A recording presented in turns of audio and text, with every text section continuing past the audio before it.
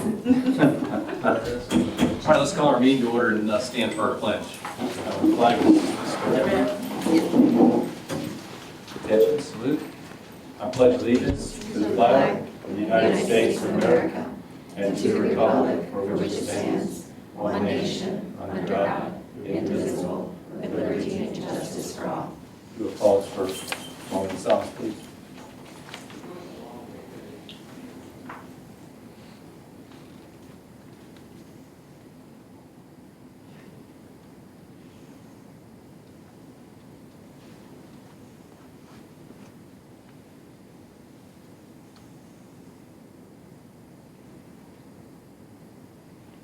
Thank you very much. Welcome to our meeting. We are here to accomplish the business of schools for the sake of our students. We do want to hear from our citizens, and there's time for public comment prior to action items on the agenda. We ask that speakers identify themselves in their home district. We also ask that your comments are limited to 3 minutes in order to provide equity to all speakers and to ensure our meeting is reasonable in length. If you have information if you have more information that can be summarized in 3 minutes, please leave behind materials for the board's review. The moderator will ask you to conclude your remarks as time has elapsed. If you have questions during the session, you may ask for clarification from your school board member or a school administrator after the meeting's adjourned. Thanks for coming. We have a motion to adopt the agenda for this evening. We have a motion, Mr. Grove. Is there a second? Second. Second, Ms. Bynum. Is there any discussion? All in favor, aye? Aye. Aye, opposed, no. Ordered. Special recognition. Special recognition time. Yes, it is. Oh, so this is the point in the year where we recognize our retirees. And I see we have 2 of them here. This makes me very sad, but I'm very happy for them. So I think they both should come up together. I think that is fitting. So Linda and Chuck Way. Sure. They're literally mainstays at Rappahannock County Elementary School. Oh, We probably should read at least. yes, I'm going to read them because they're different. Oh, they're Yes, different? they're a little different. Okay. That's okay. So this one is a framed resolution honoring the service and dedication of Charles Chuck Way. Whereas Chuck Way is retiring after 30 years of distinguished service to Rappahannock County Public Schools in Washington, Virginia. And whereas he has provided quality instruction and has made invaluable contributions as an exemplary science teacher within Rappahannock County Public Schools and has inspired countless students in scientific inquiry, discovery, and learning. And whereas he has consistently demonstrated exceptional dedication, innovation, and expertise, fostering a dynamic and engaging learning environment that encourages curiosity, critical thinking, and academic excellence. And whereas Chuck has played a pivotal role in shaping the minds, values, and futures of generations of students. And whereas Chuck has exemplified the highest standards of integrity, instilling in his students a lifelong love of science, a commitment to intellectual growth, and a sense of responsibility to the community. Therefore, it is hereby resolved by the Rappahannock County School Board that the appreciation of the citizens of Rappahannock County, members of the board, staff, and administration be expressed to Chuck Way for the contributions he has made to the schools of the district and the community, and that this expression of appreciation and gratitude be made a part of the permanent records of the county, and that a copy of the resolution be presented to Chuck Way by the Rappahannock County School Board of Education, dated this 14th day of May 2024. Wow, thank you.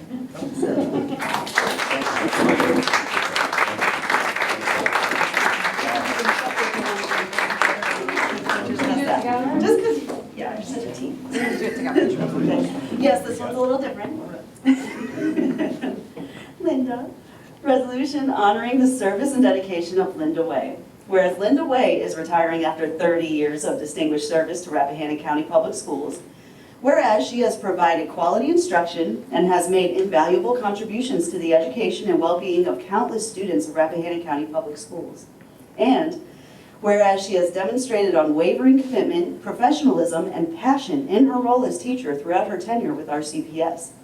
And whereas Linda has been a source of inspiration and guidance to colleagues, administrators, and students alike, fostering a culture of excellence, innovation, and inclusivity within our school community. And whereas Linda has exemplified the highest standards of integrity, compassion, and kindness, serving as a role model to generations of educators and learners. Therefore, it is hereby resolved by the Rappahannock County School Board that the appreciation of the citizens of Rappahannock County, members of the board, staff, and administration be expressed to Linda Way for the contributions she has made to the schools of the district and the community, and that this expression of appreciation and gratitude be made a part of the permanent records of the county, and that a copy of the resolution be presented to Linda Way by the Rappahannock County Board of Education.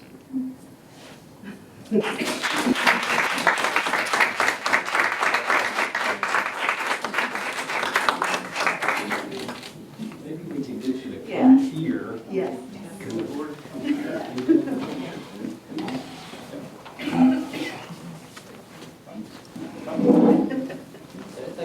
Congratulations. Did we come right Maybe here? come. Yeah, why don't you guys come around? It's a big deal.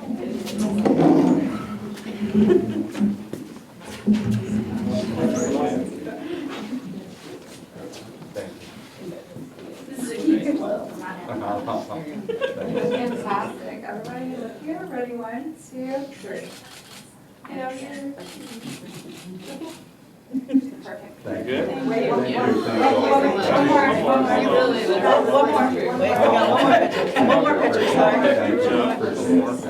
One more picture. I remember doing this 25 years ago.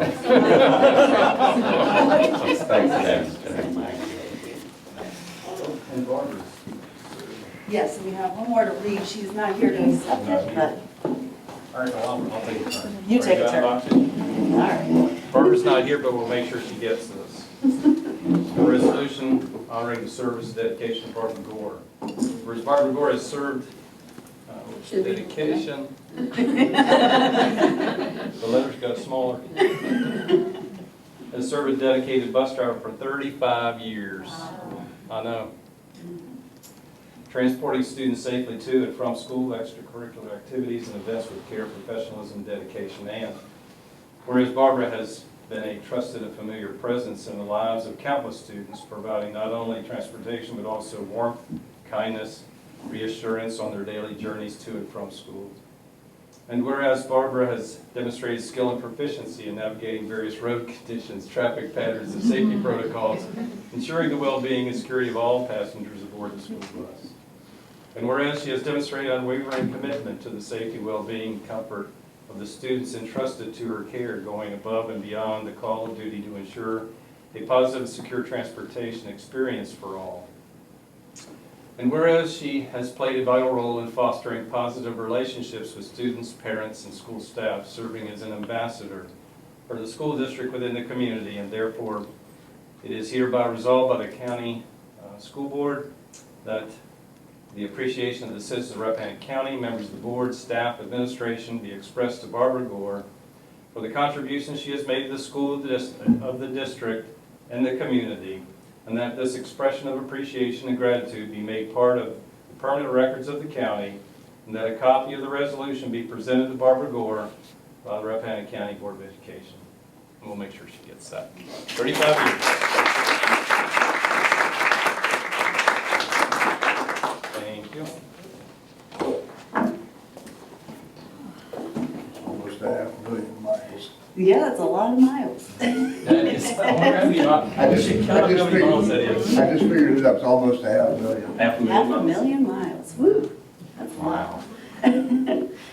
All right, is there a student ace on here tonight? Let's see here. She is at a soccer game. Soccer tonight. game, a likely excuse. Right, is there a motion to adopt the minutes from our April meeting? Yes, Ms. McCool made the motion, is there a second? Second. Whatever. Mr. Rubin seconded the There you motion, go. is there any discussion? All in favor, aye? Aye. Opposed, no. So ordered. Mr. Grove, did you have opportunity to review the bills? I did, and everything looks to be in order. We're actually a little ahead of the game, I think. That's good. All right, is there a motion to adopt the consent agenda? So moved. We have a motion from Ms. Bynum, is there a second? Second. Second from Ms. McCool. There you go. It could be that I can hear better out of my right ear than the left. That's even better. All in favor, aye? Uh, Aye, opposed, no. So ordered. Dr. Grimsley. Thank you, Mr. Chairman, members of the board. It's my pleasure to welcome the PTO here to our meeting for an update on some activities. So I'm not exactly sure who the spokesperson will be, or Victoria, Michelle? We're both going to do it together. Excellent, tag team's wonderful. Great. We have a very involved, amazing PTO, so we're so They happy to are. be here to share with us. Thank you. Pull up your presentation. Oh, thank you. Am I blocking anybody? Is this me? There we go. Okay, all right. So we're so excited to be here with you tonight to share some of the amazing things that happened during our Fun Run Week last month at the elementary school. So we started off with the fabulous Victoria and her amazing decorations so that we could remind the kids of the fun run all week and it could kind of be in their mind. So just to kind of give you a little bit of a background for maybe those who aren't as familiar with the Fun Run. The Fun Run was a fundraiser that we did for the elementary school students, pre-K through 7th, and we went to the teachers and students and asked them what they felt that they needed with the money that was raised. And so a lot of the teachers and students mentioned that they wanted to be able to go on field trips. And so that was our main goal, was to raise money for field trips and have a lot of fun doing it. And one of the things that I want to point out as we go through the slideshows is that this was a very inclusive fundraiser. So even if maybe students didn't have the means to collect money for the fundraiser, there was still lots of fun ways to participate, whether it be like with your classroom, your homeroom. There were opportunities to show creativity. And so, yeah, we'll if we can go to that. Yep, our sponsors, this would not have been possible, of course, without our sponsors. We had many wonderful sponsors this year, and so we appreciate all who donated to our Fun Run. Next one. So one of the fun things that we did during the week to get the kids hyped up about the Fun Run was to be able to have local artists, actually from the RAAC, came up with these beautiful drawings, and the pictures don't do it justice. These drawings were absolutely amazing, and we hid them throughout the school. It was like an animal adventure theme, and so the kids went throughout the school to be able to find these animals, and they had so much fun doing this. This was a really great activity.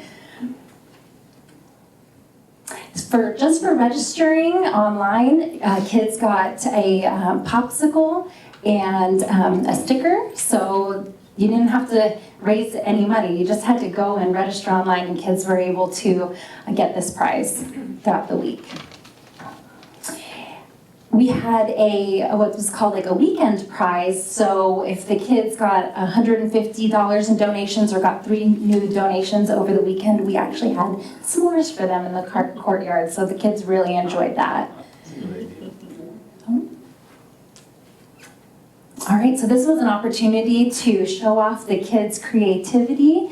So we had a door decorating contest. We asked each homeroom to decorate a door in an adventure theme. And so there were first, second, and third place winners for pre-K through 3rd, and then we did 4th through 7th. And so we treated them with pizza parties, a donut party, and a cookie party. So like I said, even if kids didn't have the means to collect the money, they were able to win those parties through their classrooms and door decorating. And again, pictures don't do justice on those really amazing doors. Okay, and then of course the day of the Fun Run. This was truly fun. Yours truly was Rory Jr., so I was able to bust out some really fun dance moves and encourage the kids, and my 6th grader is still talking to me in case you were wondering about that. He actually thought it was pretty cool. But of course my kindergartner and 3rd grader thought the same. But each kid came to the auxiliary gym to run their laps. We were able to get a DJ to come and play music, and it truly was a fun run. I think we might even have maybe 2 videos for those who really want to see the action. They do work.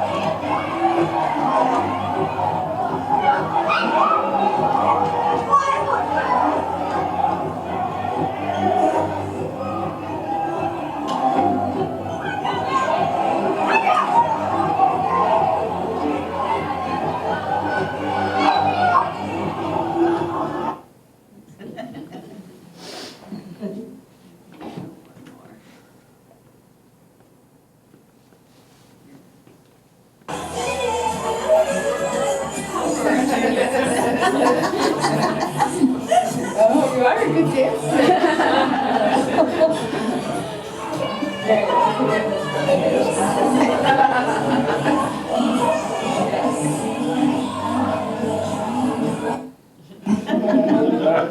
So as you can see, it was a lot of fun. And not only was it a lot of fun, but we were able to reach, our goal was 25,000, but we actually exceeded that. Oh, wait, actually I forgot about this, I'm sorry. Other prizes that we had lunch in the courtyard with a cake pop treat, and those are for classrooms that raised over $1,000. So there were many kids that got to participate in that. And then Lenny Janelle was able to get Chick-fil-A to sponsor a lunch in the park at Rappahannock Park. So we had 3 grades that raised over $3,000 that were able to participate in that activity. Chick-fil-A and Culpeper Chick-fil-A and Culpeper, yes, thank you. donated 1,000 nuggets and 200 cookies. Yeah. And they came and they brought the cow. They delivered it to us and they brought the cow, so Yep. it was fun. That's great. And then for kids that were able to raise $300 or more, they got to silly string Mrs. Wissinger and Mrs. Lobart, and they were such good sports about letting the kids do that. That was a really fun time for the kids. And then, as I mentioned, so our goal was 25,000 and we exceeded that. We were able to raise $28,000. So that was amazing. Yeah, so if you're in this room and you helped out, help us get to that goal, we appreciate you. And the great thing is we're going to be able to divide that, again, between pre-K through 7th graders, be able to divide that total amount so that these kids can take learning outside of the classroom. And so adventure awaits for them, and we're excited to see where these adventures take them. Thank you. Does anybody have any questions? Just amazing having a PTO that's so involved and active and over the top. You guys are over the top. Wait, I think of Lenny. Yes, she's a fun run queen. She's celebrating in the Caribbean right now. Yeah. Yeah. But Lynn was so tired she had to take a cruise. Yeah. They forgot us. Yeah. You both also work at RCPS? No. Okay, you just have yours, so you just have your tag. I substitute as a school nurse at the high school. Okay. Courtney. Okay, Yeah. And then I was the PTO vice president. okay. Can you tell me your full names? My name is Michelle Kraus. Okay. And I'm Victoria Cooper. Okay, great, thank you. And we invite everyone out to the PTO meeting tomorrow night. It's our voting for president, vice president, and treasurer. You know, I noticed the dates for the PTO meeting are on the board when you walk in the school, Yes. but not the time. Oh, okay. So it'd be good to put the time up there. Yeah. So I looked and I was trying to figure out what time. 6:30 tomorrow night. 6:30. Tomorrow night at the elementary school. Great. 6:30 tomorrow night at the elementary. Yeah. It's a very active group. Don't let them scare you. It's a great group. Yeah. Oh, yeah, great. We work together. Thanks for what you're doing. Yeah, we did a lot for the parent, we did games for the teachers for teacher I was appreciation just gonna month. say, can you talk about teacher appreciation? Yeah, absolutely. So we did, me and Michelle teamed together. She came up with a carnival theme and we just rolled with it. And we did a bunch of games for the teachers and each day we try to do something different with a game. And we did a lemonade stand and the teachers loved it so much we did it 2 days in a row. So we did like lemonade with different flavors and fruit that they could add to it. And then they got to keep their cup and it said, I don't even remember. sometimes you forget that you're awesome or something like that, so. So we did that last week, and the teachers really had a lot of fun. They like really had fun playing the game. She had a Plinko game, and then we just Guessing a game. guessing game, and each day we just did something different, so. And we were able to get a lot of donations from the community, which we appreciate. A lot of things that went towards like prizes and things for the teachers. It was wonderful to see the support from the community. Yeah, we did an Amazon wish list and spreaded that out to get teacher gifts. So, and we did our flowers for the teacher that's been there the longest and the newest teacher and things like that. So most spirited, class clown, we did some different, yeah, some different. Yes. Erica Robinson got class clown. Yeah, the And, most spirited was Catherine Todd. Yeah, Oh. most spirited. Yeah. Well, thank you so very much for all you do. I know the teachers really felt the love and appreciation, and this time of year is so important. So thank you so much for doing that. Yeah. Thank you. Amazing job. The next item on the agenda is an update from Lacey Jenkins from the Headwaters After School Program. And she has a little bit of a proposal to bring to you. I cannot dance like Junior Rory. Good evening. Evening. I am Lacey Jenkins, Deputy Director of Programs with the Headwaters Foundation. And I'm here tonight to propose a project called the Young Learners Ag Program, which I would like to facilitate through the Headwaters After School Enrichment Program, or the ASEP. With the support of our CES's administrative team, the Headwaters Foundation offered a grant to the Gordon Thornhill Foundation to purchase a new chicken coop and all the necessary materials associated with egg incubation, hatching, and housing the chickens at our CES. We were awarded this grant in January.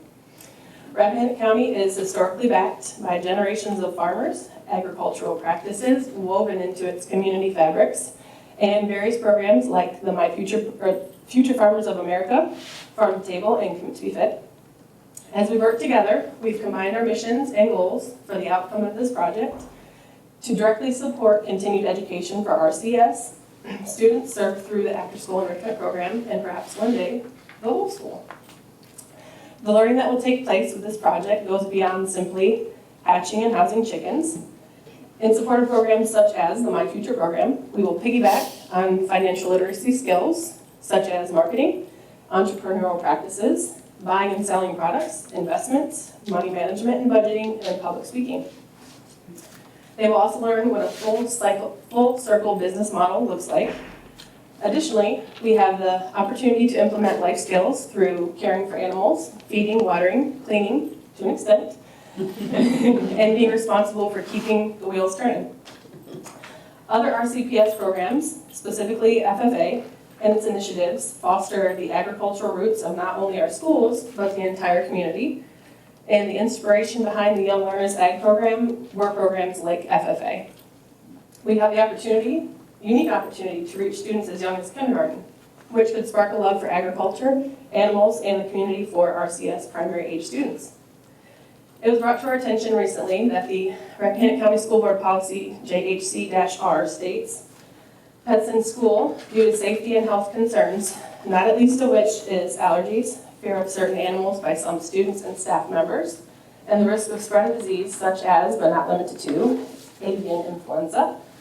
No personal pets of any type, large or small, bird, reptile, insect, fish, shall be brought on school property at any time, whether school is in session or not. Principals may make decisions and for educationally appropriate programs and service animals as required by law. I would like to reference a letter of support from RCS Principal Jennifer Wissinger regarding this policy. Dear Rappahannock County School Board, she's sick today and couldn't be here. Wanted to be very badly. Yes. I'm writing to enthusiastically support the Young Learners Agriculture Program's proposal to establish a chicken coop at RCES. As a principal, this project will provide our students unparalleled hands-on learning experiences while fostering essential life skills. The collaboration between RCES and the Headwaters After School Enrichment Program aligns seamlessly with our goals for STEM education and practical, real-world application. Students will learn about animal husbandry, biosecurity protocols, and entrepreneurship through managing the coop and participating in the entire life cycle process, from egg incubation to marketing and sales. This valuable lesson will extend beyond the classroom, nurturing students' responsibility, teamwork, and financial literacy. Moreover, the thoughtful planning and thorough safety measures incorporated with this program assure us that the health and well-being of our students and the flock will remain a top priority. The protocols include USDA-approved disinfectant practices, clear coop separation lines, and rigorous biosecurity audits. These measures ensure that the program adheres to the highest standards while providing a safe and supportive environment for our students to thrive. The proposed chicken coop will serve as an innovative learning tool and strengthen our students' connection to the agricultural heritage of Rappahannock County. We just love that. This project will help them cultivate a deep respect for nature and understand sustainable farming practices. I strongly endorse this program, and I'm confident it will become a valuable and enriching experience for our students. It will provide practical learning opportunities that will have a lasting impact on their education and personal growth. Sincerely, Jen Wissinger. As submitted for your consideration, we've carefully researched various protocols we plan to implement with every step of this process. I'm here to address specific concerns surrounding a project of this magnitude, specifically the housing, hatching, and incubation of chickens on school grounds. In hopes of housing the coop as a permanent fixture, we've considered every angle necessary to make this safe and, more importantly, clean as well. Where there are concerns about bird-carrying diseases, like avian influenza or the bird flu, our research has revealed a multi-level care plan to ensure the safety of the students and staff, number one, and our future flocks. Research has also shown that the avian flu is a real thing. However, there's been one reported case in the entire state of Virginia, according to the U.S. Department of Agriculture. Additionally, the Virginia Wildlife Organization states there's no immediate public health concern with an HPAI virus detected in Virginia. Wildlife, non-domesticated birds that primarily reside by a water source, i.e. ducks, mallards, widgeons, green-winged teal, etc., or woodland areas pose a higher risk of transmitting AI to other fowls. The threat of spreading domesticated chickens and other birds poses a lower risk to proper enclosures, if proper enclosures, fencings, and locations are secure for the birds. That's the coop picture.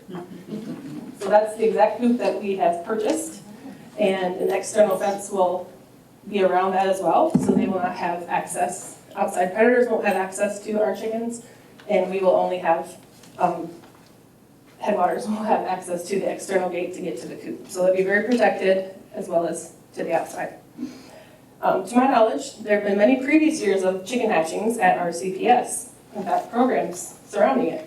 I struggle to see a distinction between historical practices within the schools and our proposed Young Learners Ag program. Primary differences include, but are not limited to, this actual program I'm proposing, cleaning practices according to the USDA, proper handling, gloves, hand washing, etc., and no responsibility of the schools whatsoever. Also, we can make history. I'm just gonna say. We have a very detailed biosecurity audit plan that we will be going by. This is by the USDA. And we have a representative in Culpeper that if we detect anything weird, sudden mortality, we will be audited immediately and that bird will be removed properly. But the risk is very, very low. Coop placement, picture up there. Sorry, she tried on Canva. So the aux gym, we have a coop option between the sheds in the back and the auxiliary gym.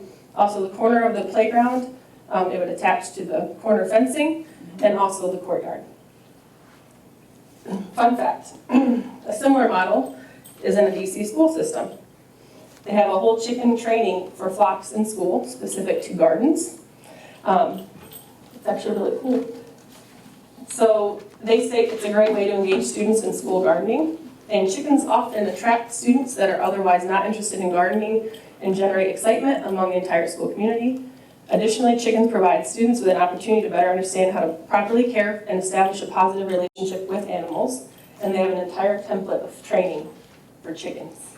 DC, come on y'all. All risks considered, we can ensure the safest plan possible to make this initiative happen successfully. Any questions? Well, if I could provide additional context to this, because it's a great idea, everyone knows that I have chickens too, and I love my chickens. In fact, I have a video of myself singing chickens to sleep. That needs to be on. It's pretty awesome. But where we ran into a little bit of a snag, and we have had incubation through 4-H and the eggs hatch, but to get chickens from the incubation period to the coop, it takes 6 to 8 weeks. So where are they being housed, and then what does that cause? And in our regulation, that's where it caused a little bit of a snag that we not necessarily need a board vote on it, because it is a regulatory issue, which superintendents do have the ability to, modify that as needed, and approve educational programs that, may coincide a little bit. But we did want to bring it to the board's attention, because it is, there's a piece in policy about that, especially that I think the impetus around all of that was student allergies and staff allergies.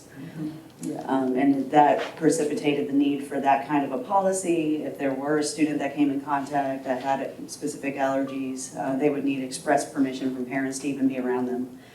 So that's part of the concern. There is a health concern with those, and the time that from chick that you give to students, like that day or however long within that period of days, and then they keep. But Lacey has come up with some good rationale for those too that could be considered.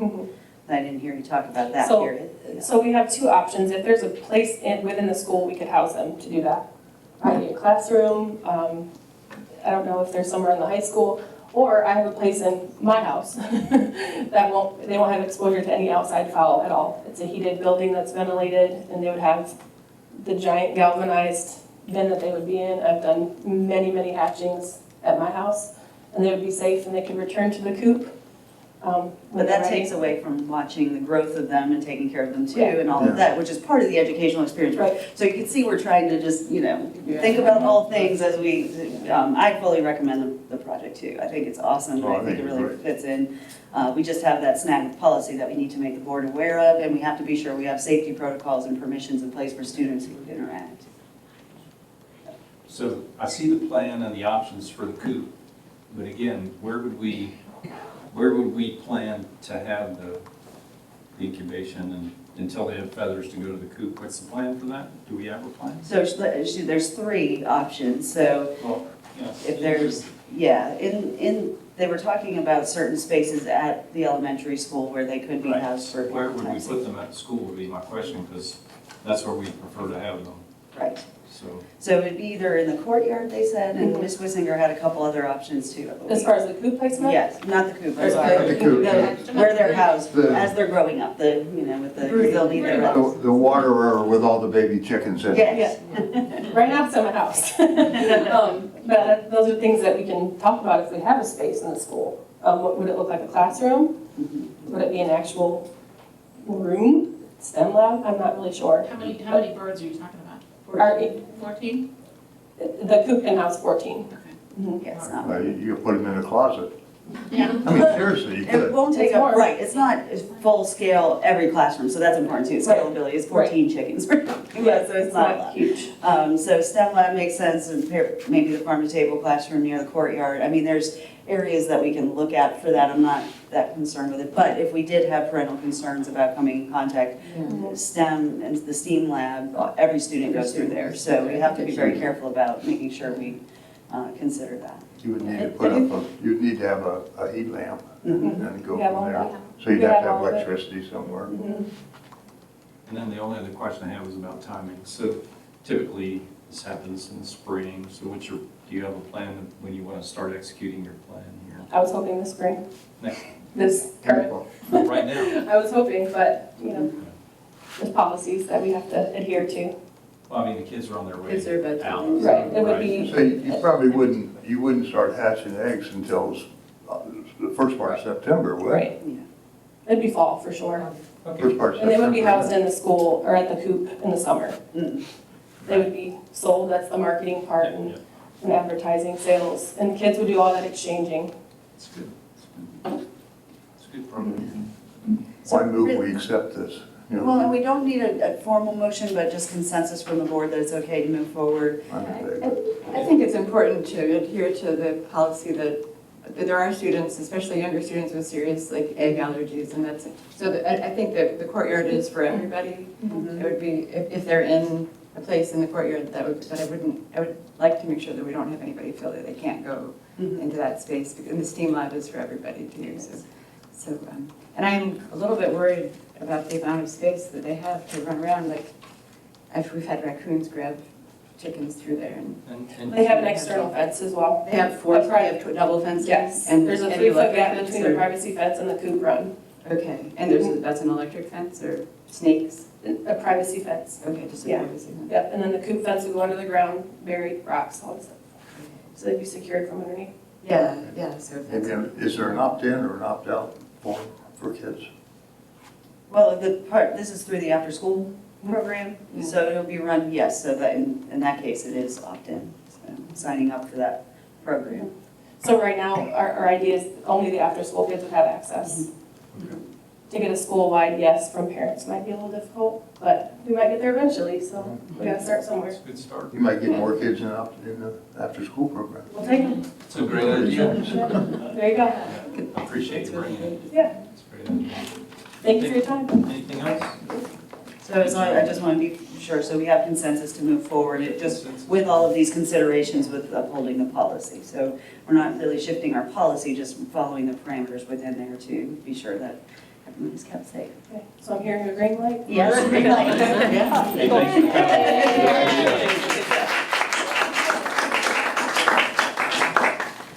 All right, going on with the positive news, Ms. Kalia Page, Director of Bands and Music, has an update for you.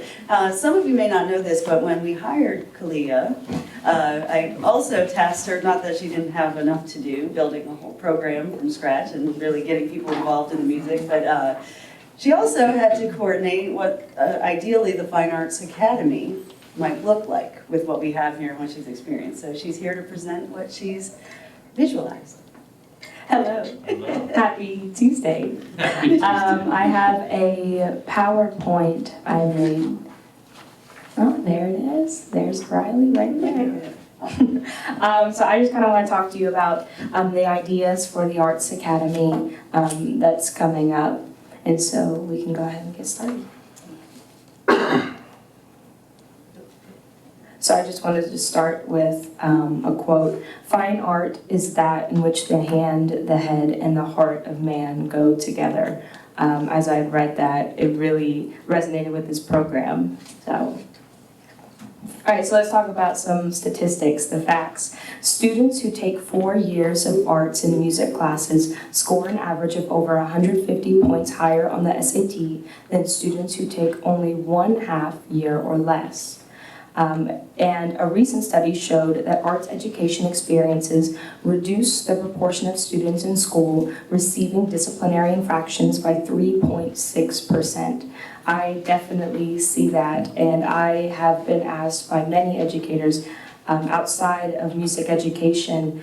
I've often heard, well, you don't get the kids who are all riled up in class and everything. But then it poses the question: does music education or just arts education attract good kids, or do we help foster good kids and help guide them in great directions? That's just something to think about as we continue on.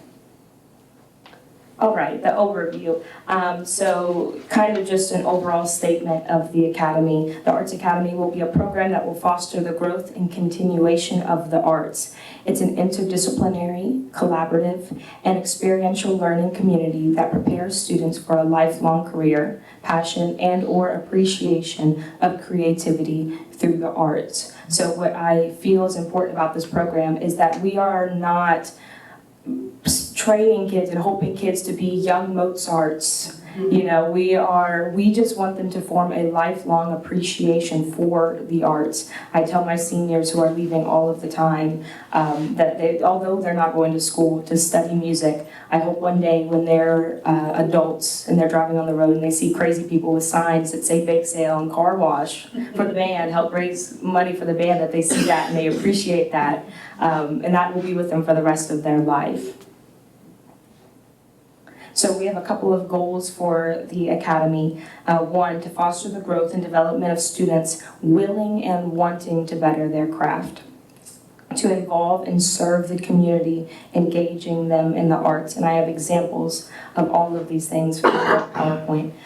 Build a culture of appreciation and success for the arts in Rappahannock County Public Schools and introduce students to the arts outside of Rappahannock as well. So to be in the Academy, there's a couple of requirements. They must maintain a GPA of a 3.0. Demonstrate respect, responsibility, and fairness, so just overall good character, and also it strives to want to be a leader in some way, shape, or form. We want to welcome as many students as possible into the world of the arts, while also still maintaining a standard of hard work and dedication and leadership and integrity.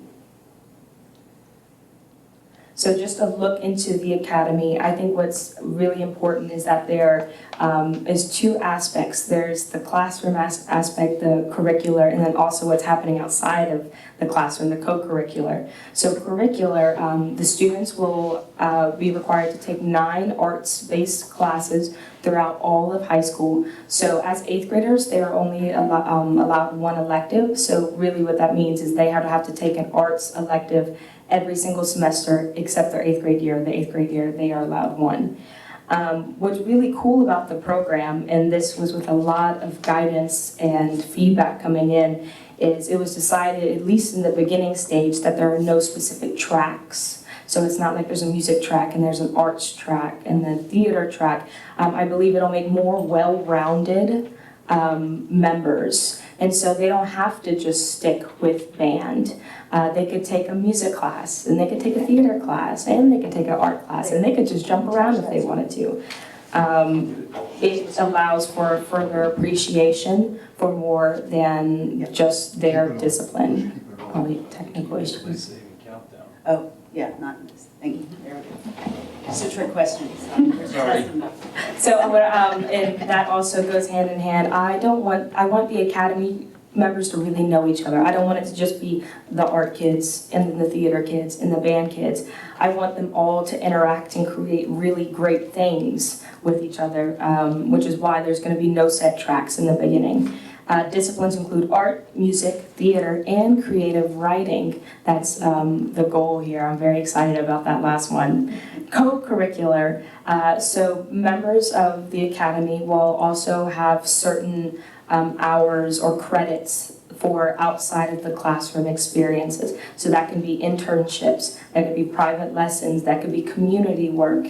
I didn't put dance on here, but let's say somebody in the theater realm says, hey, I want to go take dance lessons. That would be a really great opportunity for them. And field trips. So regular field trips that expose students to more than just their chosen craft. So although we might be going to an art gallery, the band and theater and creative writing kids would also come along with us so they get a greater understanding and appreciation for more than just their own craft. We would love to bring in guests to Rappahannock, again, of all of the different disciplines. And serve and engage the community. We have Tri-M right now, which is our Music Honor Society, and when I put this part, I think of them specifically engaging the community in like going to the nursing home and singing Christmas carols. Or going to, like we're going to the Charlottesville Downtown Mall and just performing just to perform. I see a lot of that in this program, just going out just to serve the community, no other reason why. So this is still a work in progress, but I have good faith in it. Right now, we're looking for a secondary promise for these students. So when students come to us and ask, well, why should I join this program? What am I going to get out of it? Besides the fact that they're going to be more well-rounded musicians and artists and whatever. Also trying to partner with local organizations and colleges about giving these kids internships or jobs or scholarships, anything to really help them out after graduation. So the funding for the arts will go towards three main categories. Experiential learning, I think that is the most important here, is that hands-on learning. Things like going to the Altria Theater to watch musicals, going to art galleries and performances. Also materials, so music, art supplies, scripts, things of that nature, and student support. We want kids to come to us and say, hey, I have this really cool project in mind and would love some type of a support. That could be a mural, that could be things of that nature. And so we want to be able to support our students or private lessons, things of that nature. So we are looking to get started with this in the fall. So as soon as kids come back and they join their classes, there will be applications opening up for our start of the Arts Academy. That's a good one.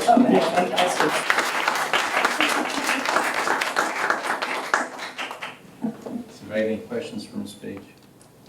Yeah, I love the idea of having arts be a point of pride for all of the students at Rappahannock, whether or not they are in band or are artists themselves, but to really make sure, I think that for a lot of our students, their main opportunity to attend a concert or a cultural performance of any kind comes at our schools. Same with a lot of the people who live in Rappahannock County. I mean, anybody who came to the concert, the concert that everybody is talking to me about, it changed my life. It made me feel so good and so positive about Rappahannock County schools. And many people said, I wish I'd have known about it. I heard it was fantastic. So that piece, I hope that we as a board can assist in promoting before the concert happens so that more people can have that opportunity.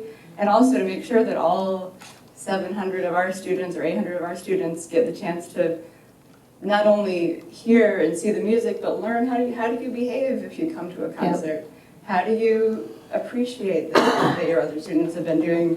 We do a lot of cheering on of our sports, and I know that our music and arts would really also, deserve cheering on and attention, and it's really helpful to anybody who's exposed to it, regardless of whether they're producing the art, to have the chance to witness it and support it and know how to be in an audience. Think of that as a thing to do throughout their lives. Ms. Page, you've been with us 2 years. 2 years. Can you tell everybody where you're headed? I will be going to Temple University for my master's in conducting. So I'm very, very sad. I'm very, very sad to be Rappahannock. I'm excited to continue my education and work with some awesome musicians. I think we can both applaud and cry. We'll be going on a field trip, the next camp trip. Hey, if you ever need a reference, you gotta remember to use us. And don't forget where we're at when you're done. And you've also been a great recruiter, right? You helped us find someone. Tyler's awesome. For your space. Oh, he's awesome. And he's on board with this, right? I was a band kid. I was a band kid when I grew up. Oh. And I studied under a guy named Addison Lightfoot in Fauquier County. He's pretty famous there. Nobody knows who he is here, but he instilled an idea in us.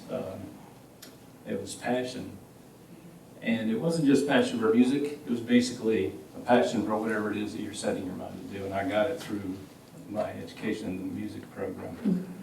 And so I think you've instilled that. And the young people got to watch you, right? And I know it was only 2 years, but it was a high impact time. So it'd be good, it was a good piece of your career as you build your resume or whatever. And you're always welcome here. Thank you so much. Thank you. Yeah. Well, thank you all again. Wish you well.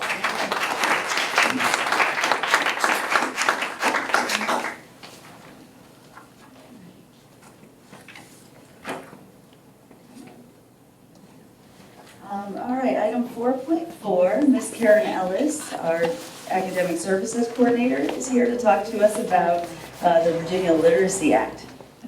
not as much fun as the Fine Arts Academy, but, well, to some of us. Some of the English teachers, To it's some like, extent. I to her, it's Yeah, it's really hard to follow the fun run and band and chicken beef chips. I need to go first I now. hear that I'm creative sorry. writing is part of the Arts Academy, you know, and that is very Exactly. true, and There a basis for a lot of arts is Yes. literacy, so.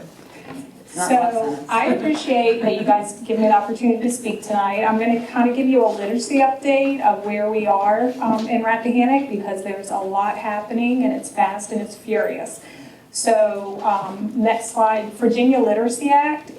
It's a very comprehensive piece of legislation that was originally passed in 2022. Later, when it was originally passed, it was for students in grades K through 3, but very quickly it got expanded, so it actually covers students in K through 8. And it goes into full implementation or full effect in our next school year. So we've been doing a lot of work behind the scenes to prepare for this, and I just wanted to give the board an update of kind of where we are and what we have left, but I think we're in a good spot. So the Virginia Literacy Act, I think you're going to see some common themes. One is, I put them in bold because I'm a teacher, and so I wanted you to actually pay attention to that, but I think you'll hear them as I speak. There's a lot of requirements under the Virginia Literacy Act, a lot of moving parts here, but what I think you'll see is it covers starting with the student, who is the most important in the forefront of everything we do, all the way up to the division, what those requirements and expectations are. So under the Virginia Literacy Act, what we call the VLA, every student in kindergarten to grade 5 will receive core literacy instruction that is based in the science of reading, and I'll talk more about that in a second. And the core instruction needs to be an evidence-based literacy curriculum that has been approved by VDOE. So as I talk more about our core curriculum, I'll talk about how we came to select what we chose. Students in grades K through 8 will also receive supplemental and interventions as needed from evidence-based instructional and intervention strategies and programs. Any student not meeting literacy benchmarks will receive an individualized student reading plan. So students, based on those needs from that universal screener, which we will be using VALS, it's the Virginia Assessment, help me out, Dr. Grimsley, Virginia Language and Literacy Screening System from VLA out of UVA. So all schools in the state of Virginia will use that universal screener for students in K3. And if students are identified as at risk in those early years, they will receive an individualized reading plan, every student. And so next, every family will be able to support their child at home by having access to resources, online resources, and resources provided from school that will help develop their child's reading at home. And they also will be able to participate in their child's reading plan, as they should, and help monitor and check for progress with meeting those literacy benchmarks.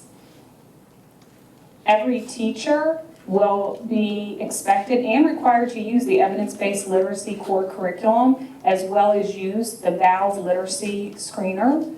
And they will use that data to inform their instruction and determine and provide intervention. They will also be prepared and receive training, which I'll talk about in a second, because a lot of that is coming into play in the summer and next school year. Every reading specialist will work with teachers. They will coordinate and oversee those interventions for students who are not meeting benchmark, and they will help develop and monitor the progress on that student reading plan. And every division will have a literacy plan that ensures that they are using, so in our case, Rappahannock is using evidence-based literacy curriculum. We will support through intervention needs and provide professional development to teachers, our reading specialists, and to our principals. That literacy plan, well, I'll talk more about that in just a second. So you might ask, what is scientifically based reading, or what is what we call the science of reading? Or in education, because we like acronyms, what is SOR? Or SOR. So it's actually not a program or a curriculum. It's more from 50 years of research, not just educators, but cognitive scientists, researchers at various levels, but it's 50 years worth of research on exactly how students learn to read. And there are really 5 basic components to how students learn to read. And those 5 components we call the 5 pillars of reading. And the first is phonemic awareness, and that starts at the really young age, like we're talking pre-K, kindergarten, even into first grade. But just the student's ability to identify and manipulate individual sounds. And we call those individual sounds phonemes in spoken words. And we know from research that phonemic awareness is a great indicator or predictor of later reading success. So getting those students at a young age to where they can manipulate. So for instance, a phonemic awareness activity might be, I'll just use a really simple example, like the word man, having students identify that there are 3 sounds. And then what happens if you manipulate? What if I turn that into p? What do you hear then? And having students be able to, nothing written or seen, just manipulate by listening. I hear pan, 3 sounds, p, and. So doing that at a very young age, we call that phonemic awareness. The second pillar is phonics instruction, and that's the relationship between letters of the written language and sounds of the spoken language. So starting to identify the letter sounds and what those letters look like, and then what they sound like. Fluency, the ability to read text accurately, quickly, and with expression. And this is actually very vital, and it makes sense, but to be able to tackle complex text and just to build stamina when you're reading, to be able to read complex text and read for a period of time. Comprehension, obviously the ability to understand what is read, and then vocabulary. That actually plays a really critical role, and that's not just in a reading class issue. That's where all your background knowledge and your vocabulary, your academic vocabulary, your content-specific vocabulary in science and history, that's where all that comes into play. So we'll talk about training for everyone, not just reading teachers. Now, how are we preparing? I'm very proud to say that we're actually in a really good place, and we were already starting to put a lot of these pieces in place years before the Virginia Literacy Act came along. So when I go to trainings and meetings, I'm very proud sometimes to say, oh, we already have that in place. We were already doing that.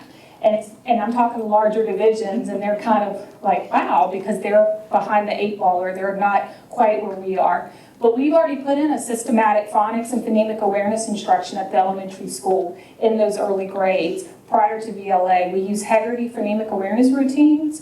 We use IMSC scope and sequence with OG and Orton-Gillingham, Orton-Gillingham, and for phonics. So we have already put that in place a couple years in advance. So our teachers are well trained in that. They've been doing that, and especially in this last year.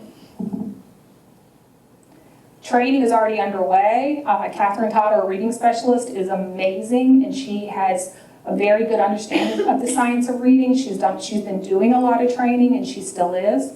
Principals are being trained, and even myself, I'm attending a lot of trainings. So I've learned a lot in the last year. Our division literacy plan is almost finished, and I will be submitting that to VDOE July 1st, and would love to share that with you when it's at completion sometime in June. A core curriculum. I'm happy to say that we have adopted Bookworms by Open Up Resources. It is one of the VDOE approved core curriculums, so we obviously look through those curriculums, and I'll tell you some things about Bookworms and why the committee really liked that. That was by far the most popular. It's a strong evidence-based program. It's nationally recognized, and it's designed to ensure that students develop a lifelong love of reading while they're learning to read. And it helps teachers apply research around the science of reading. And what I really like about it, and what the teachers really liked about it, is it exposes students to full-length, deeply engaging trade books, stories that students like and know. And it's not built on excerpts from novels, which is a lot of what curriculums do now, is they'll give you a little excerpt that's out of context. And when you're not reading a full length, it's kind of like a painting. If I told you you could only look at the corner of it and we have to discuss it, that there's no context there, you don't see the whole picture. That's kind of what happens when you're depending on excerpts from novels. There's no context, you don't fall in love with the characters, you don't understand the character development along the way. And so what we liked about Bookworms is it's built on trade books that are complete from beginning to end. So students can really buy into reading and they really get to know it and like it. And then they learn to read and they practice the skills that they need, like finding main idea and summarizing with things that they want to read, not what they're forced to read. So the teachers really thought that was a great piece of Bookworms that they weren't finding in other curriculums. And then we're also using evidence-based intervention programs. So we use Lexia and we use Ignite. And I'm happy to tell you that both those programs were approved by VDOE. They're evidence-based programs and they're funded with All in Virginia funds and the Learning Acceleration Grant. So Core 5 and Power Up are both by Lexia. And they support students in areas of phonics, comprehension, and vocabulary. And Ignite is a program for students in grades 3 through 8 who have gaps in foundational skills, likely exacerbated by the school closures during COVID. So they're missing some foundational skills that they might have gotten in those early grades, and now they're trying to catch up with these complex texts, and they don't know the code for reading. They don't know how to decode a word. They don't know how to, the syllabication for it. So that program is actually really intensive support in the form of one-to-one live tutoring with a vetted tutor every day virtually for 15 minutes. And we've had great success with that program. Students have enjoyed both, but especially Ignite, from our 3rd graders to our 8th graders that have used the program. And the cost of these programs is over $500,000, and we have been able to provide access to those who need it at no cost through this next school year. We started using it this semester and we'll have it all of next year. And so we're really excited about that. So I just want to thank you for giving me the opportunity to speak. I just kind of wanted to let you know what we've been doing because we've been doing a lot. And I don't want to leave you guys out in any way. I want to make sure that you know everything that our teachers have been doing. I'll also mention that all of our teachers, our K-5 reading teachers, almost all of them are trained in Orton Gillingham and Letters, which is approved as evidence-based training. And all of our teachers in K-8 will receive Science of Reading training next school year through asynchronous training modules that Virginia Literacy Partnerships will release in September. So when I told you before, it's not just for reading teachers, it's really everybody on board, helping students learn to read and read to learn. And that's really all I have for you. Any questions? I told you it's not as exciting, but it excites me. Well, and a lot of the holdup too, I feel like for a lot of the big divisions was because DOE had to tell you which ones were approved. And some of those things didn't come out until just this fall, right? So we started 3 years ago on some of this training going, state, please let this be okay. But, but it had to happen because, yes, as she said, these students have missed those foundational skills and we knew it worked. And luckily, we were on the right track, so that's good. And we've seen great progress, especially with Ignite. We do data meetings once a month and look at progress, and 89% of our students from January to the end of the year, 89% of our students made a year's worth of progress.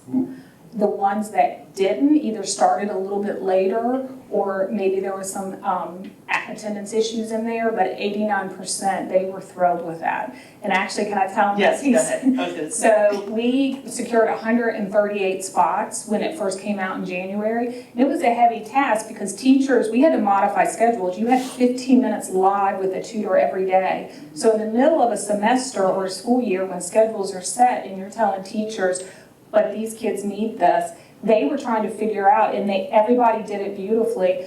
That was $2,500 a student, and we got 138 slots because we were one of the first schools to jump on it as soon as we saw it. So VDOE has approved us for 50 slots. So when I was on with Ignite for our data meeting, I was kind of a little dramatic about how I really wish we had more spots. And she, eventually, as we're going in the meeting, she said, you know what, I like your division. You guys do what you say you're gonna do. And so they gave us 25 more spots, so we have 75. So, What is it, 2,500? 2,500 per student. Per slot. Yes. Per It's slot. incredibly expensive, something So like when that. students graduate, so we have a lot of students in those upper grades, 6, 7, and 8, that really flew through the program and they're doing wonderful. They're gonna be able to finish it in the fall, and as their spots come open, we'll be able to plug in those third graders coming up, but that may be struggling, but we can catch them early because those slots are gonna open up for us. We get to keep them all year. So there's a lot of behind the scenes things like that, but And I was, Karen, can you add more context talking about like the picture, like you said, a piece of it? Can you just put this in a broad overview of the Virginia tiered system of supports and how that works? sure, so our bookworms, so when we talk about tiered system of supports in TSS, we're talking about 3 tiers, tier 1, 2, and 3. Tier 1 is what everybody gets, and that can be differentiation in the classroom for when students need help with the concept, but bookworms would be our core curriculum. That's what 100% of our students will get in K-5. And then, as we're using our screeners, information from classroom assessments, teacher observations, as we identify students who might be at risk, then those students, depending on where they're at and what they need, they will receive tier 2 support. So they will receive extra support during the school day to help close those gaps. And that's where Lexia will come in for us for the most part. And then students who have substantial gaps or who we identify as needing tier 3 support, they will receive intensive support. And that's where Ignite comes in for students with foundational skills. But we also have students that need that support that maybe they don't have foundational skills, but they have other needs. And then that's where they will receive their support with the reading specialist or a trained para. So, but bookworms will be our core curriculum for everybody. And we're super excited about that. That company has been amazing to work with. We have some really good training coming up this summer, July 8th and 9th. So all our reading teachers, paraprofessionals who help with reading, the reading specialist, our principals, they all will receive in-person 2-day training, and then throughout the year they'll receive coaching and support from coaches from the University of Delaware. So I'm excited that with the professional development they provide. And I was just, this is all up to 8th grade, I'm just wondering, following up with high school students who need to continue and even get to love reading more during high school, how are we addressing that? And and reading and then being able to express themselves well through writing is that's sort of the that's the product comes at 12th grade. So how do we keep it? So as we're working with our MTSS, our multi-system tier supports, we actually are looking at 9 through 12 and looking at their schedules in the day and what those students might need so that we can give them that extra support. I think that is probably the most challenging issue for any division in high school, especially students who struggle to read. They oftentimes don't like it. They could be embarrassed. There's a lot of factors that play in as they get older. So providing them support at the right time when it's just what they need is critical at those ages. And it gets really tricky because teachers aren't trained in 6 through 12 to be reading teachers. Yeah. They want to help, but now with VLA, they will be trained because that'll be a requirement for four-year institutions and teacher prep programs.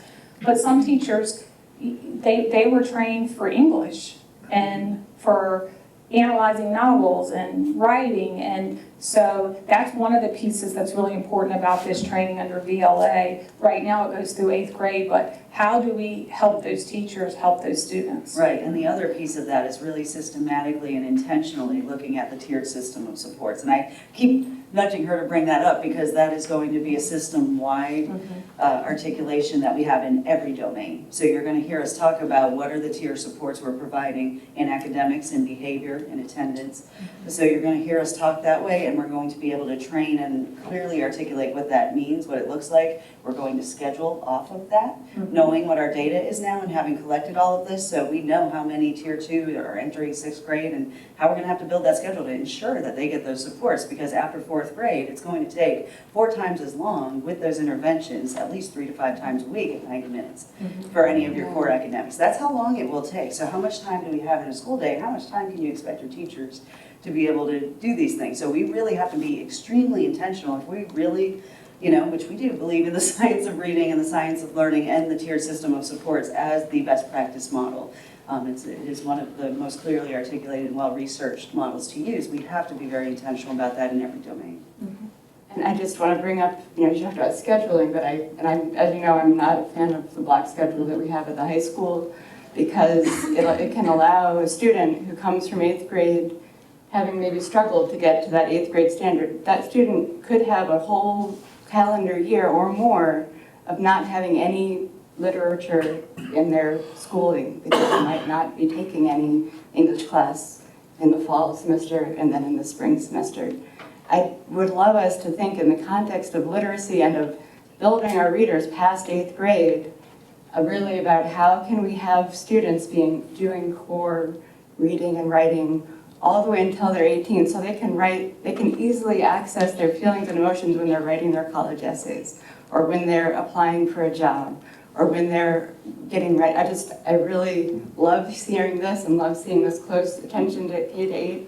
Our product is people who've graduated from high school, and this seems like a very strong foundation, but I feel like they can easily slip off of that foundation if they go a whole year at a time during their high school time without having instruction in reading or instruction or literature. And I know that you hate me to say this, because, and I know that I kind of got shot down the last time I brought up scheduling, but I'm not really here I'm here to try to help us to think about how can we support our kids all the way up to when they become adults in society, so that they can think and express themselves and read well as adults. Well, precisely, and that's what tiered system of supports helps you do, because you clearly identify the gaps where they are, because the same courses and the same instruction in each block are not the same for every kid. Right. And what block scheduling does allow you to do is give those larger blocks of time for specific interventions that, like I just said, 3 to 5 times a week, 90 minutes of intervention on top of core. Yeah, You can't do that elementary if school, it's... and get that in high school too. Right, well, that's what I'm saying, that's what it allows you to. to be able to do, is very intentionally schedule those SOL prep blocks, seminars, return blocks for intervention. Not every kid will need those gaps. But I'm not even talking about intervention, I'm talking about the initial part of what you're saying is loving reading. And that, the student that loves reading and doesn't get reading for a year in school isn't having that love happen during school for a year. So I don't want to go on and on, but I just do need to bring that point up. And they should be Again having and again, literacy until goals we in can every somehow class. figure out how to do an A-B schedule or something. Even the kids in 8th grade band, you go back to the 8th graders not getting full year of music.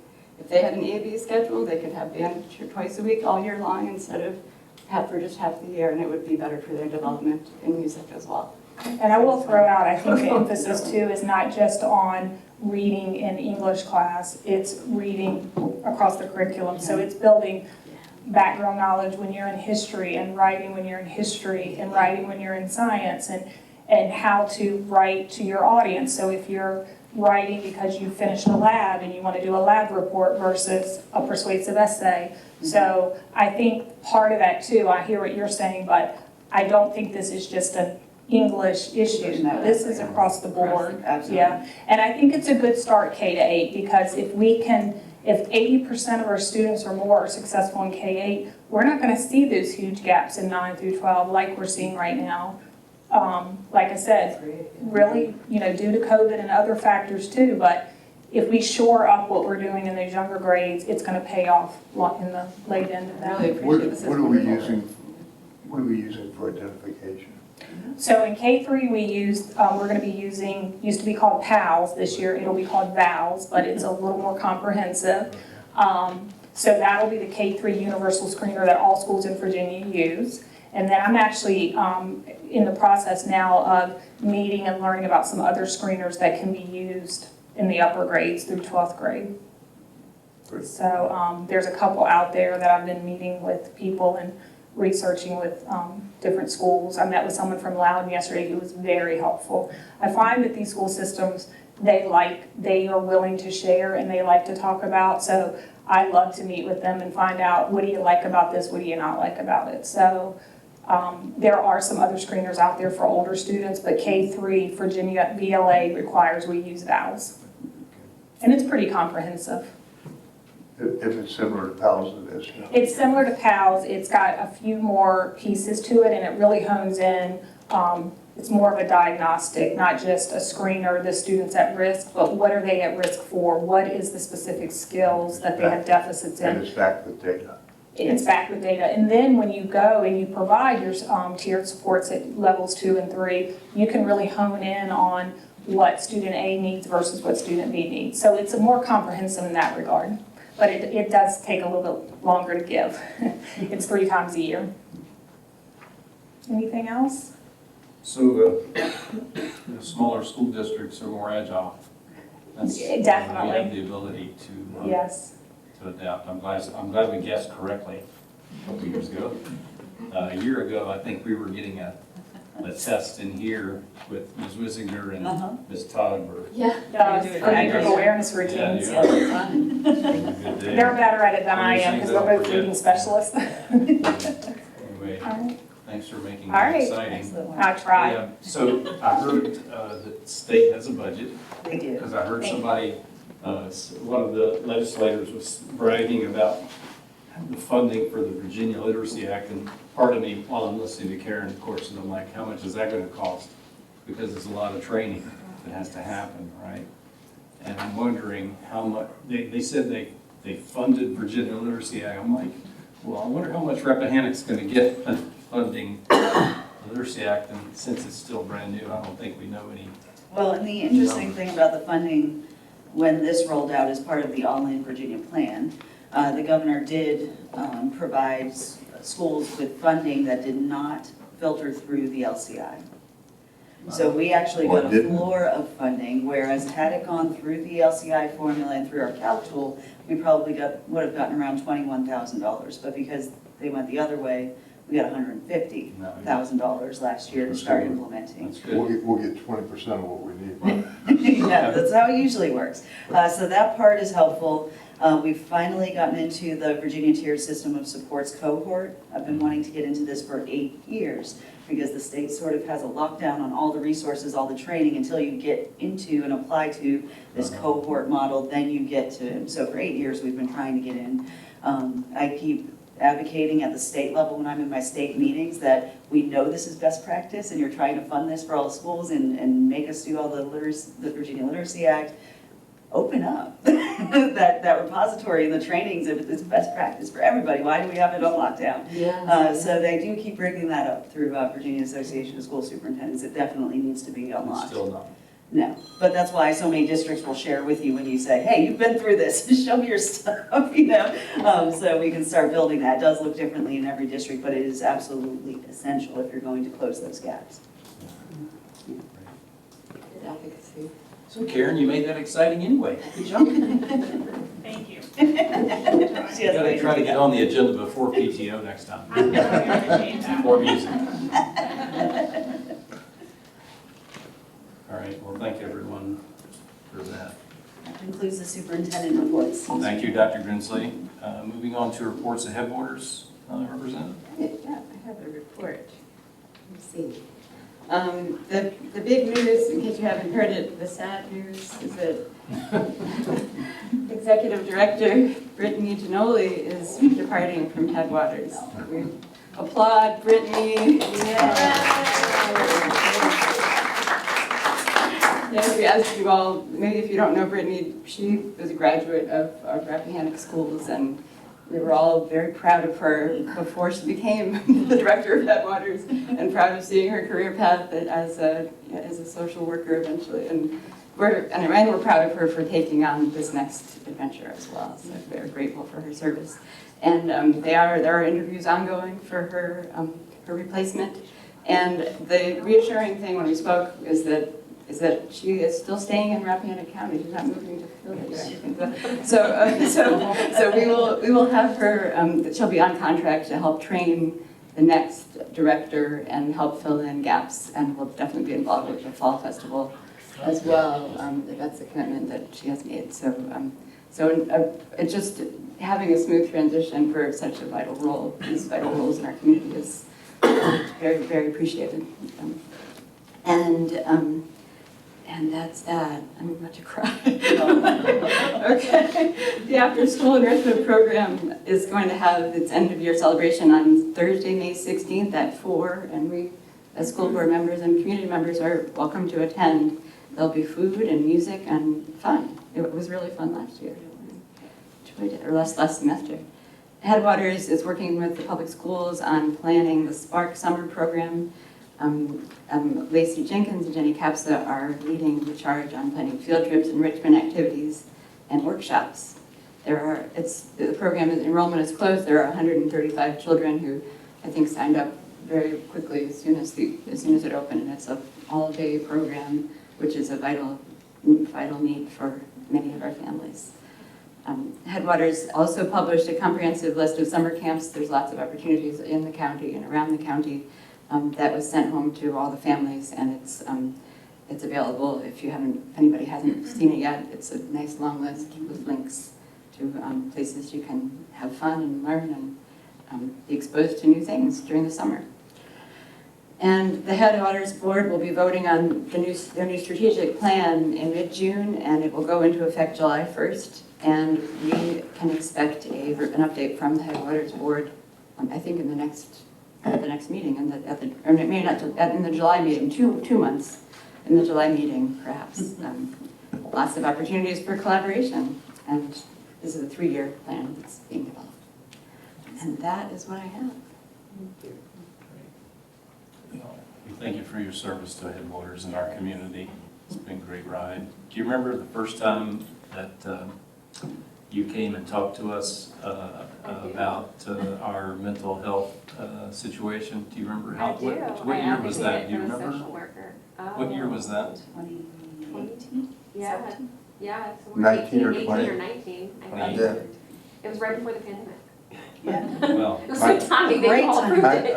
I remember when she first spoke at the Headwaters dinner, At that, yeah, The at the gala. barn, yeah. and as I think a rising senior or something of that nature. Great. No I dates. did it. I remember when she was a high school volunteer at the after-school program when I was teaching the Lego robotics program, and she was fantastic. She was the most poised high school student I ever saw. So, well, that's what I remember about Yeah, when she spoke to yeah. the board. I remember she was very convincing. I'm like, Yeah. I have to do this. Yeah. When she was finished. She had an amazing 7th grade English teacher, so I think That's what it was. Your homework. The writing skills started Writing skills, yeah. early. Just followed along. We appreciate the role you played and the help that you lent to us. You'll still be seeing me, probably on Zoom now, for the meetings. Oh. Not in person. I have a baby now. Okay, Oh, okay. bring the baby. You might be interested, you have a big bright screen. Well, you will. Thank you very much. Yeah. MPGS representative? We did not meet. We had senior night, and that was extremely moving. I cried like a baby, but it was all these kids and their profiles and their whole world ahead of them. Really cool. All right, the next thing on our agenda is this VSBA Workforce Readiness Award. Yes, so every year the VSBA puts out a call for any areas that schools might want to exhibit excellence in the workforce readiness arena. We have won this award before from the Profile of a Graduate team. They have been recipients of this award. This year, Kat Waters helped us compile a wonderful Excellence in Workforce Readiness connecting the Office of Emergency Services, especially honing in on the aftermath demonstration that integrated the training services with EMS, fire, first responders, with health sciences. So this was part of the Health Science Academy. Very impactful. Yeah. Yeah. It was really incredible and very moving. It was very difficult to watch in some respects, but it was very fascinating to see the students' reactions to it as well, and be able to learn at that magnitude, but also the first responders who are being a part of it and training with procedures and things that maybe they don't get a lot of practice, thankfully, in the community sometimes. So this application is here. It does need to be recorded in the minutes that it was approved by the school board to submit to VSBA. And hopefully we will be selected again. We have won it before. We have photos to submit with it. No, of course, that's the first one with Erin Platt. Erin, who was excellent on stage as well. So there's a story about that part. So she did not tell me that she was part of any of this. So she's standing right next to me, and she's, what I now know is getting into character. But at the time, I'm thinking she's moved, so seeing her cry is making me cry. And then out of nowhere, when the child is on the ground and they're pulling her out, and she screams right next to me, and she's screaming and crying and running just like right here, and I lost it. That's where I lost it. I'm like, oh my gosh, how real could this be? I was not expecting that. So I'm like, yeah, that was a surprise. But she did an incredible job. Everybody did. The kids, oh my gosh, when you walked out, and the students in the health science, healthcare and learning class, they were trained to make it as real as possible. So Catherine did a lot of work with them about, you know, what it sounds like to be in a car accident, and the screaming, and the what's going to happen with your friends, and if your friend gets pulled away for a drug test. And it was so real. In fact, I was trying to recruit them for theater for the Fine Arts Academy. They were so good and compelling, but very, very powerful program. Great. That'll be a great submission. All right, the next thing is this SIFT update. So years ago, we formed SIFT, the School Innovative Finance Task Force, and we created 3 teams, 3 Panther teams that had a well-defined task and a well-defined duration expectation, and recruited people from the community to be a part of these 3 teams. And so it's time to form another team. And so this is a call to form the 4th team. Yes. And do you want to speak to it? Sure, I can. So to give a little bit of background, we did a lot of work in all 3 Panther teams. Panther Team 1 focused on the local composite index, the funding formula by which our state funding is allocated through, and Rappahannock County being extremely anomalous compared to every other county in Virginia because of the makeup of our county. So we focused on that to expose those areas of vulnerability or any area of influence we may have on that, and made recommendations.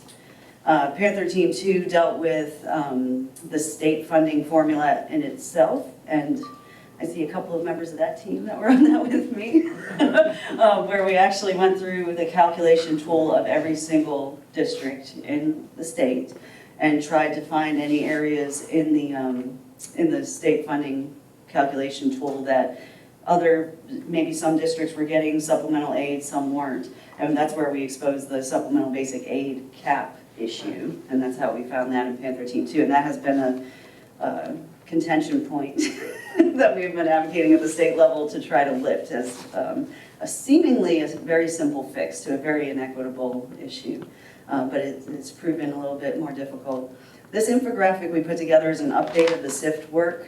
Oh, and Panther Team 3, sorry. Panther Team 3 focused on philanthropic opportunities in the community and how we could leverage those to really help achieve goals in areas that the state and locality were unable to make that, or enhance the things that, like for instance, fine arts. I mean, that's an area that the state says, other than K-5, really isn't required in schools. That's why you see so many schools that are in poverty cutting those programs. We're doing the opposite. We know those programs are going to enhance the academics on every side and behavior and all those other things. So, but the funding isn't there through the formula. So we do rely on support from philanthropy and other organizations. So our demographics don't match the community, and that's another area that we try to shed some light on. Over 40% of our students are considered economically disadvantaged. And we are 6th in the nation for the disparity between the average income of the county and the actual K-12 school-age families. 6th in the nation of that disparity. So the formula fails to capture the Say that again. 6th in the nation for the highest disparity in the average adjusted gross income of the community versus the actual school population of families you serve. So the need does not equate. And also we talked a lot about that in Panther Team 1. If you're using the mean versus median of adjusted gross income, what that does, especially when you have no mechanism to actually tax it.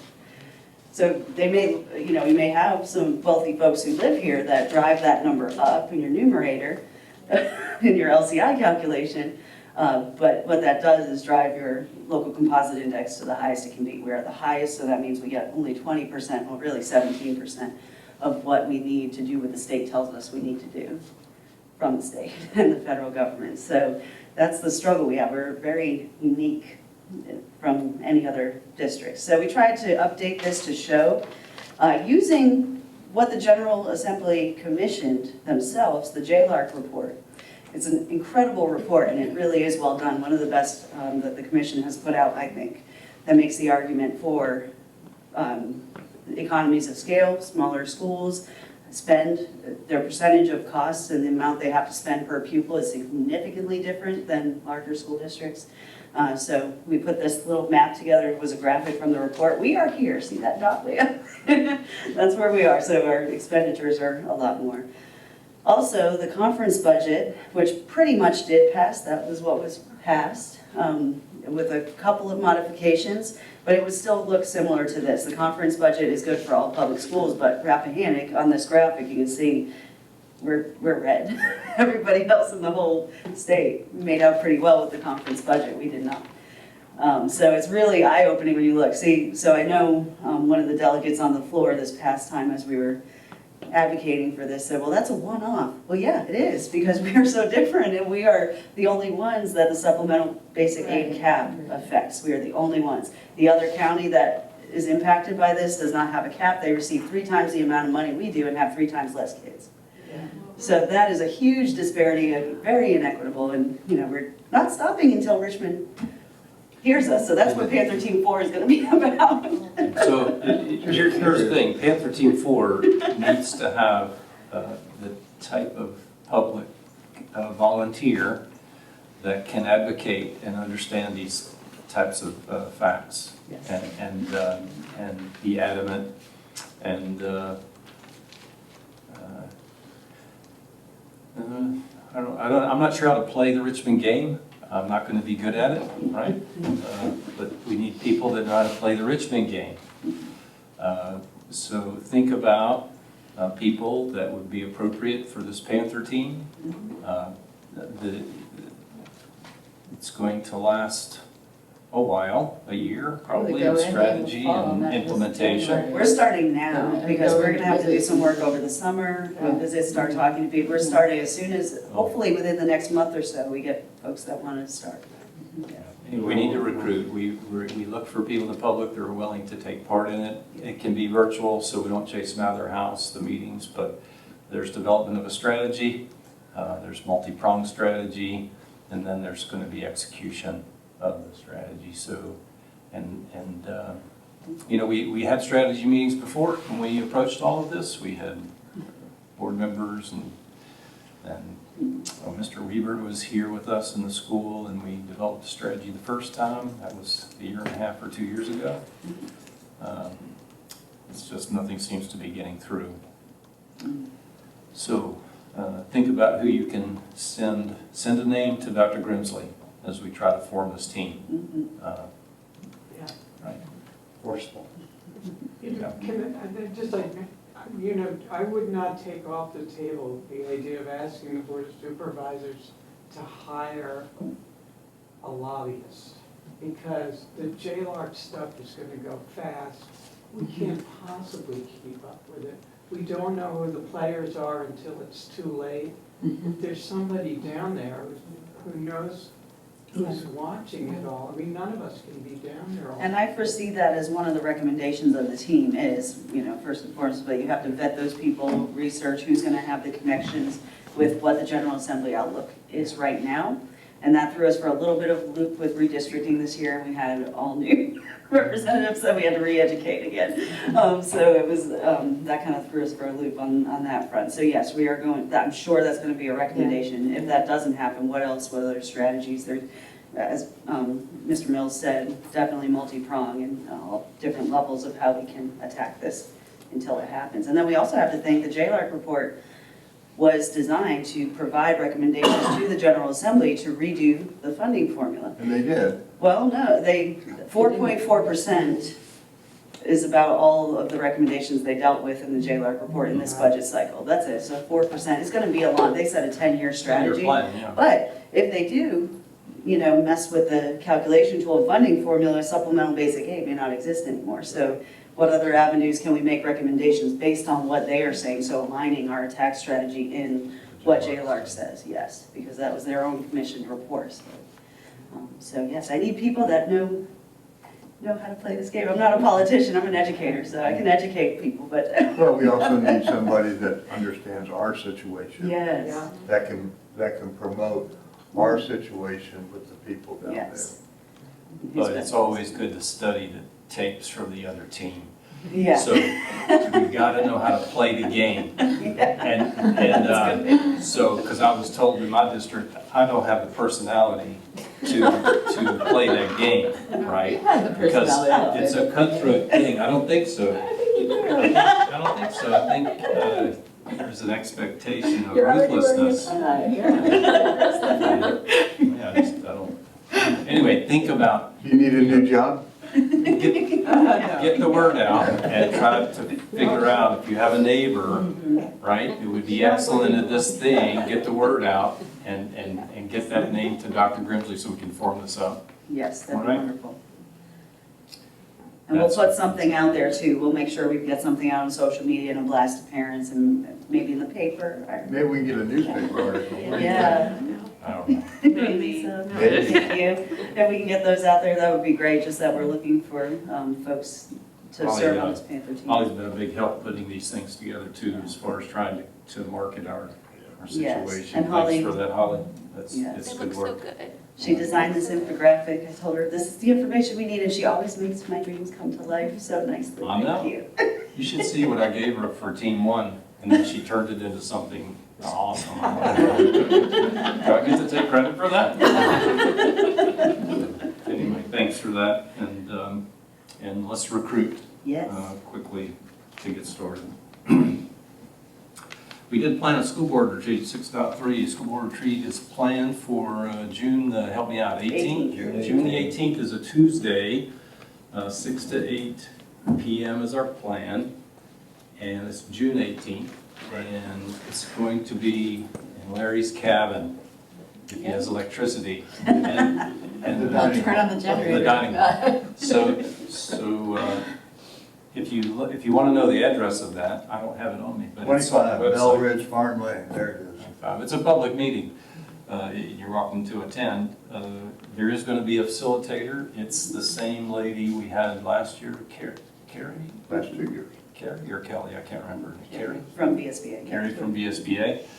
And initially, the objective would be to review our norms and protocols and to discuss those with one another and then see kind of what happens from there. But it's the opportunity for the governance board of your school to step back for a minute and just have an evening to talk about what we do. So that's what the retreat's all about. Anything else on that? I'm glad we finally agreed on a date. It's hard to get you all together. But I think I've found the solution. It's picking a Tuesday. That's a good, better day. Tuesday for me. seems to be, much more manageable. All right, moving on to public comment. Is anybody from the public who would like to address the board this evening? Are you all talked out? Listened out?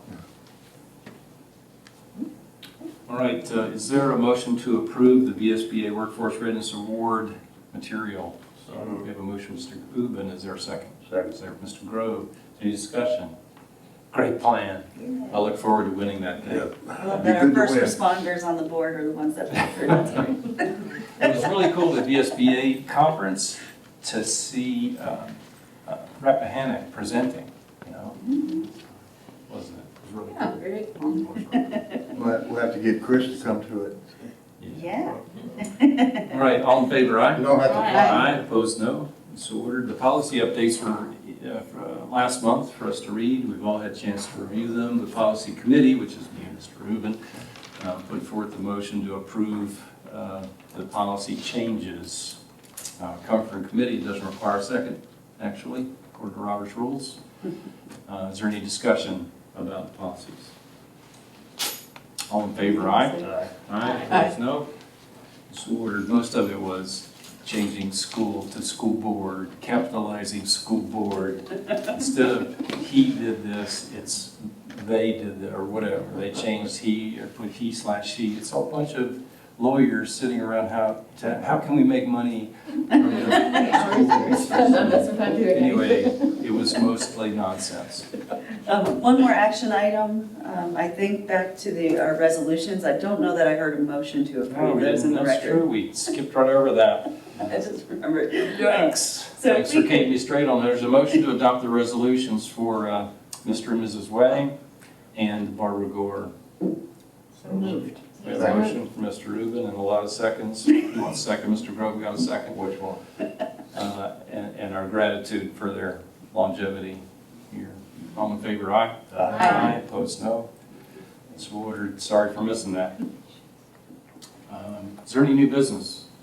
I'm not sure to call it new business, but I have something I'd like to announce. The Lions Club has contacted me, and they want to provide more activity, more funding primarily for school events, primarily the Art Academy. They would like to get involved with that.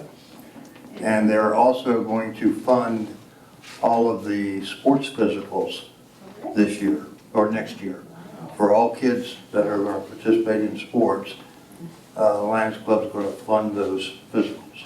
That's great. Awesome, thank you so much. And, yeah, I mean, we've gotten some nice grants, and we've gotten some things, and we're pushing the school stuff. So any of the extracurricular activities that need additional funding, we would like to know about that. Awesome. There you go. I'll make sure the AD knows that. She does know that. Okay. She already knows it. All right. Anything else under new business tonight? Are there any requests for future agenda items this evening? I guess that I'd just like to go back to the point about understanding how we're publicizing events to the community. Like last meeting I mentioned we should really recognize RAC and what they're doing. They have a community calendar of events that includes arts events. I'm not really sure how we can, and also speaking with Headwaters, there are people there who didn't know about the timing of the concert. There also are lots of retirees connected with Rap at Home. Those three organizations, I think, I'd love to have from I think it's a lot to also put on the Arts Academy person to also publicize it to the whole community. Because getting the fine art thing done is separate from knowing all the players, especially with a brand new person. I mean, this page was brand new, and there was a Facebook post, but that gets a very small slice of the community. I'd like to think, and I know that there's support throughout the community and desire to have the chance to see what's going on with the arts or with other things going on that are open to the public. What can we do as a school board to create a clearinghouse calendar so that you don't need to be constantly scrolling through Facebook to find things? Is it an altering of our website?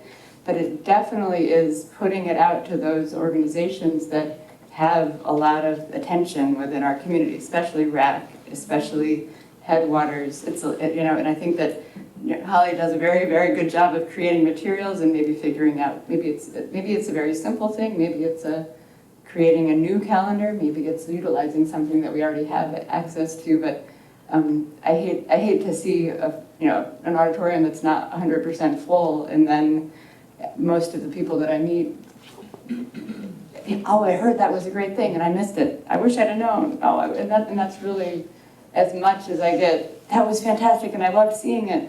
I get more, oh, I wish I'd have missed it. I wish I had not have missed it. And I'd love for us to catch that. I think that especially part of making our new arts people feel welcomed is to feel that level of support, that we're so excited about what you're going to do that we're going to tell everybody about it. And when you're doing a mini golf fundraiser, we're going to tell everybody about it. And when you're having a car wash, we're going to tell everybody about it, so that you don't have to be quite as aggressive with your sign out in the road. Well, yeah, and I think that's an important point that you bring up, and we have grappled with this a lot. Holly leads a Exactly. It comes communications around and team. around. Well, she does lead every year a communications team, and we talk about this on our website right now. There is a community calendar of events with every event K-12 that we're offering that the community's invited to. So we put that out, we send it to the board, we post it on the website, we do social media, we blast it to parents.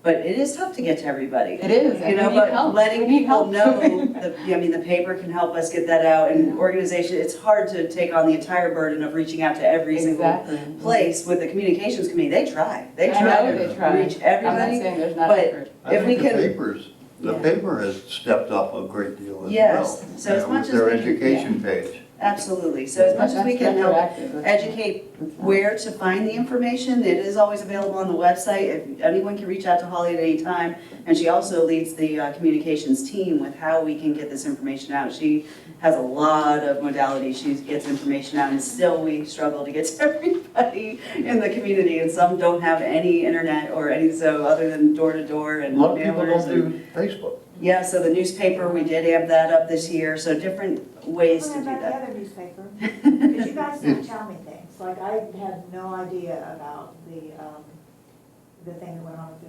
elementary school. I would have covered that with you guys. If you'd like, I can add you directly, It goes is to the passed editor. out to the editor. Yeah, it but I does. can add your email address. Add mine. Yeah, and adding it to people who have newsletters. Yeah, just making sure that that's consistent. Need a new sign like Amosville. Sign ordinance, yeah. Oh, boy. It really messed Some up. kind of network set of signs throughout the community, big lighted ones. But this, Just kidding. this is a part of our strategic plan, so here, this is a huge part, engagement, community engagement, family engagement is part of our strategic plan, so any strategies that the board suggested, maybe that can be a focus for retreat as well, that we can talk I'd about. love to talk idea. about it. Yeah, it's a good idea. Let's That talk, would be let's talk awesome. about strategies, because like, and even maybe for people who would like to know, could you add me to your email list of the school? Yeah, we would love I'm a that. senior citizen who's looking for something to do on a Tuesday. Yeah, That kind of thing. for sure. All right, good. Anything else? Our next regularly scheduled school board meeting is on June the 11th, at 6:30 PM. It says we're in the high school auditorium. Are we here or are we in the auditorium, do you think? Probably here? Probably the library, Yeah, yes. probably here. So, We'll change, that was from a, That's fine. copy. That's from the library. We'll put it on Facebook, let everybody know. everybody know. You're funny. Jill Scott. All right. And don't forget graduation's coming up next Friday at 7 PM. Right, not this Friday, but the 20, what is that, 6? 4, 24. Yep. All right, is there a motion to go into closed session? Do you have that? So moved. No, you gotta read that thing. Can we do it? You gotta read it. I got it. I move the board convene in closed session for the following purpose: discuss and consider the appointment of staff for professional and classified positions, resignation, retirement, professional and classified positions, review of staff list for all positions for the 24-25 school year, discussion of the superintendent's evaluation pursuant to Virginia Code Section 2.2-3711A1. All right, we have a motion, Mr. Groves, is there a second? We have a second, Mr. Uden, all in favor, aye? Aye. Aye, opposed, no. And we're gonna be going into closed session, we're gonna be in there for a little while. That's never a good sign, a little while.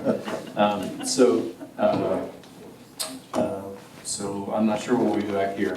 If you wanna hang out and wait, you're welcome to. 30 minutes, 40 minutes, I don't know. I wouldn't hold your breath. And then we'll conclude our business. If you wanna kick out and you wonder what happened, you can call the school board office and we'll make sure.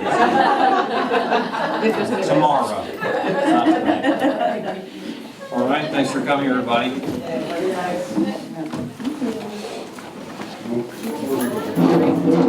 That's